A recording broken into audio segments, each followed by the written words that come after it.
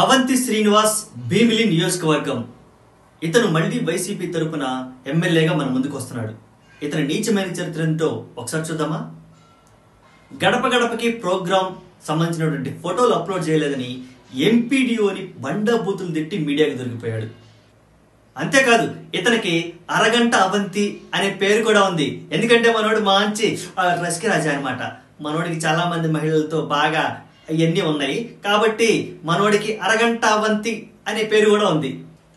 ఇక నియోజకవర్గంలో తమ సమస్యలు చెప్పుకుందామని ఈయన ఇంటి వద్దకు వచ్చి క్యూ గడితే ఎందుకు వచ్చారా నా కొడకల్లారా అంటూ బండబూతులు తిట్టి వాళ్ళ సమస్యలు వినకపోగా వాళ్ళ మీదే తిరగబడి వాళ్ళ దగ్గరే అక్రమంగా డబ్బులు వసూలు చేసిన చరిత్ర కూడా అవుతుంది.